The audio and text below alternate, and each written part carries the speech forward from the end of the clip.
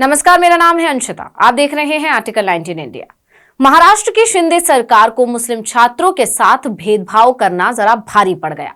High court ने सरकार को करारी फटकार तो लगाई ही, साथ ही कहा कि ऐसा दोबारा नहीं होना चाहिए। इतना ही नहीं, कोर्ट ने सरकार को आदेश दिया कि तुरंत इस दिशा में कदम उठाए जाएं। सरकार को जबरदस्त फटकार लगी, ये तो जान लिया, तो अब जरूरी है वो मामला जानना जिस पर शिंदे सरकार को हाईकोर्ट की नाराजगी का सामना करना पड़ा। तो जैसा कि हम आपको बता ही चुके हैं कि शिक्षा जैसे मामले में धर्म के आधार पर भेदभाव करना शिंदे भाजपा सरकार को भारी पड़ गया। आरोप है कि राज्य सरकार उर्दू स्कूलों की उपेक्षा कर रही है, उन्हें जानबूझकर सुविधाएं नहीं दे रही है। स्कूलों की हालत बदतर है, वहां शिक्षक नहीं है, बच्चों को बैठने के लिए बेंच और मेज नहीं है। एक क्लास में 300 से ज्यादा बच्चों को बैठाया जा रहा है, पीने का पानी और खेलने के मैदान भी नहीं है। ऐसे में सरकार की उर्दू स्कूलों की अनदेखी का यह मामला जब बॉम्बे हाई कोर्ट पहुंचा तो कोर्ट ने खूब फटकार लगाई। कोर्ट ने कहा कि क्या आपको पता नहीं है कि 5 से 14 साल के बच्चों की प्राथमिक शिक्षा को मौलिक अधिकार बना दिया गया है, जिससे साक्षरता बढ़े। इसलिए राज्य और उसके तंत्र का यह कर्तव्य और जिम्मेदारी है कि वो स्कूलों में शिक्षा के लिए सभी जरूरी बुनियादी सुविधाएं उपलब्ध कराए। कार्यवाहक मुख्य न्यायाधीश एसवी गंगापुरवाला और न्यायमूर्ति संदीप मांडे की खंडपीठ ने कहा कि अगर सरकार की तरफ से उर्दू माध्यम के स्कूलों के शिक्षकों की भर्ती के लिए पोर्टल को मेंटेन नहीं किया जाता है तो तुरंत इस दिशा में कदम उठाएं और शिक्षकों की भर्ती की जाए।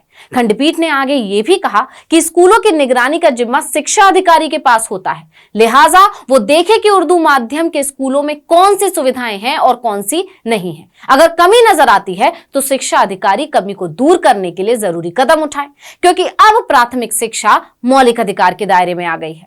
कोर्ट ने निर्देश देते हुए कहा कि उर्दू स्कूलों में शिक्षक व शिक्षकेतर कर्मचारियों की नियुक्ति सरकार की तरफ से तय किए गए रोस्टर के मुताबिक हो। अगर स्कूलों में जरूरी शिक्षकों की नियुक्ति नहीं की जाती है तो शिक्षा अधिकारी महानगर पालिका को जरूरी निर्देश जारी करें। बता दें कि वकील हनीफ शेख ने खंडपीठ को उर्दू स्कूल को लेकर सरकार की अनदेखी करने की जानकारी दी थी। याचिका में दावा किया गया था कि पुणे के जाधववाड़ी इलाके में बने एक स्कूल में तो बच्चों के बैठने के लिए बेंच तक नहीं है। जाधववाड़ी स्कूल में एक क्लास में 300 बच्चों को बिठाया जाता है। इससे ज्यादा बदहाल स्थिति और क्या हो सकती है। ऐसे में जब मामला कोर्ट पहुंचा तो बॉम्बे हाई कोर्ट आग बबूला हो गया और सरकार को बच्चों का मौलिक अधिकार याद दिला दिया। साथ ही आदेश दिया कि जो भी दिक्कतें हैं उन्हें जल्द से जल्द सुधार लो। हाईकोर्ट के गुस्से से सरकार फौरन बैकफुट पर आ गई।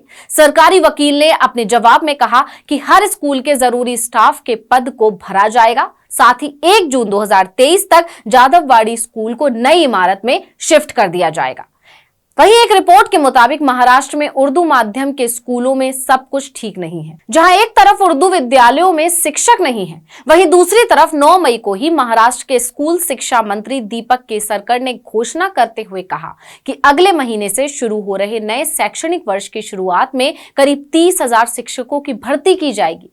वो शिवसेना कोटे से मंत्री हैं। केसरकर ने यह भी कहा कि राज्य दूसरे चरण में 20,000 और शिक्षकों की भर्ती करने की भी योजना बना रही है।